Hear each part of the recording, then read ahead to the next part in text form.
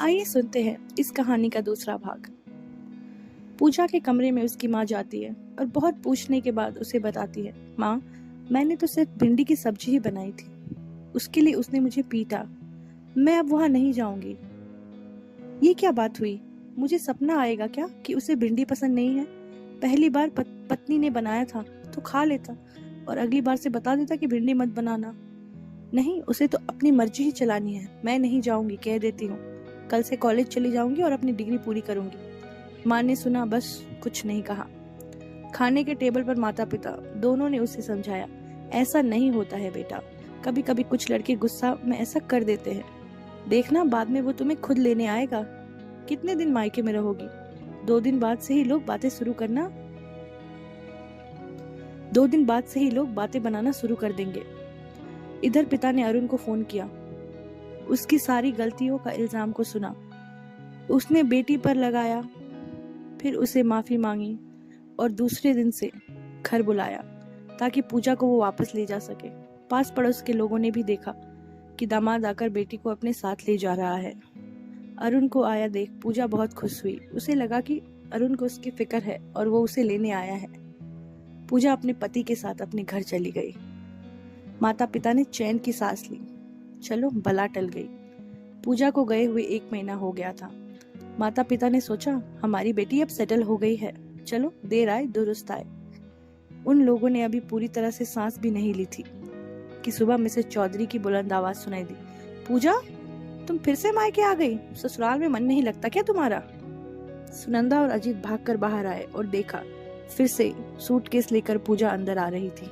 हे भगवान, इस चौधरी की नजर पड़ी मतलब पूरे मोहल्ले में ढिंडोरा पीट देगी। पूजा ने देखा, माता पिता दोनों ही खोए हुए थे। दोनों ने मेरा हाल भी नहीं पूछा।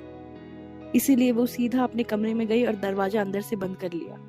दरवाजे की आवाज से माता पिता को होश आया। पूजा पूजा कहकर पुकार कर दोनों दरवाजा खुलवाने में लग गए। पूजा ने कहा, मैं थोड़ी देर अकेले रहना चाहती हूँ।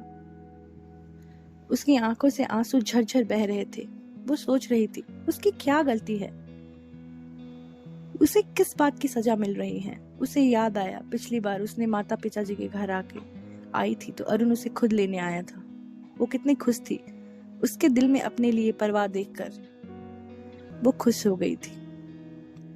लेकिन जब वो पूजा को अपने घर लेके गया तो उसने पूजा को बहुत सुनाया कि तुम गई तो अपनी मर्जी से थी, लेकिन तुम्हें लेने के लिए मुझे आना पड़ा और सबको ये लगा कि मैं कितना खराब आदमी हूँ। आज से तुम मेरी बात सुन लो।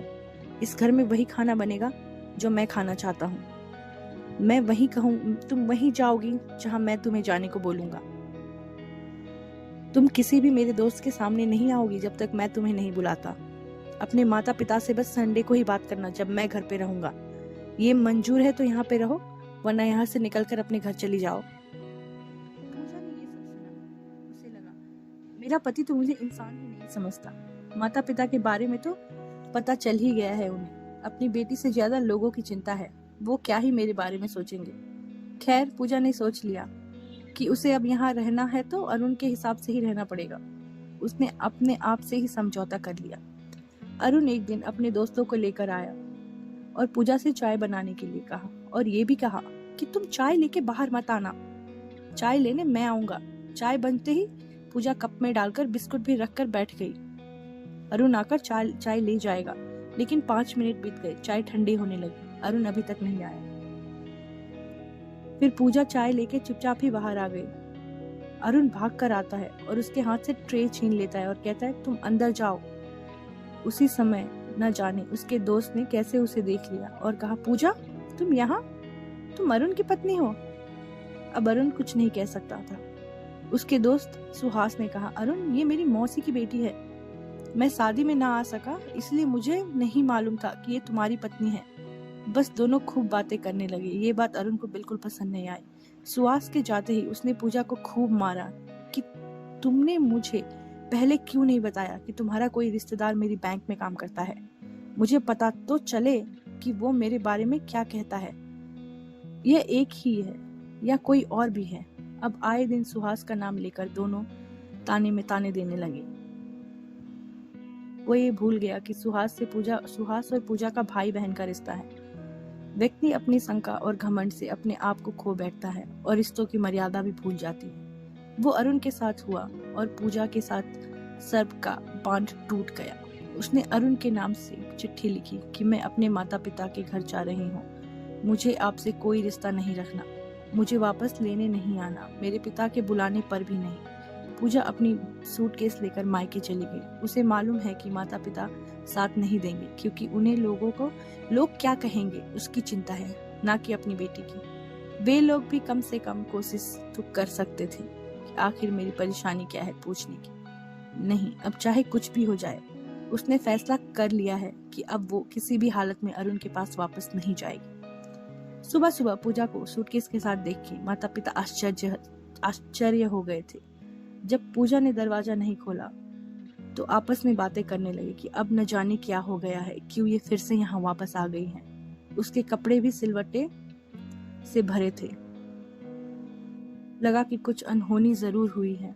थोड़ी देर बाद पूजा ने दरवाजा खोला।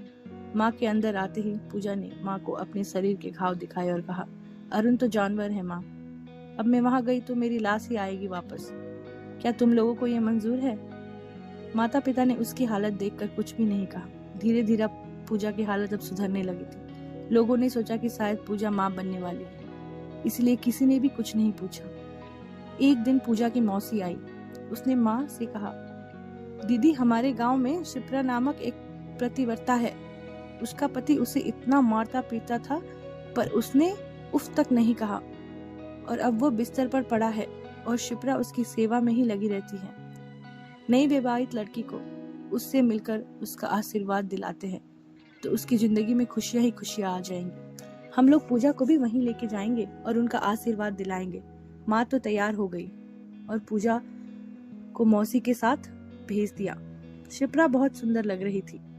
उसे देखते ही पूजा को अपनापन महसूस हुआ। मौसी और उसको अकेले बात करते रहती थी। दोनों कमरे में आते हैं और मौसी बताती है उसके पति कैसे थे और उन्होंने कैसे सब कुछ सहा, और सब सुनकर भी पूजा को समझाया। मैं आ गया कि माँ और मौसी उसे यहाँ उनके पीछे जाती है। शिप्रा ने कहा, पूजा, अपनी पढ़ाई पूरी करके और पैरों पे खड़ी हो जा। मुझे मेरे माता पिता का साथ नहीं मिला था। लोग क्या कहेंगे कहते हुए मुझे इस दरिंदे के घर में उसी के साथ रहना पड़ा।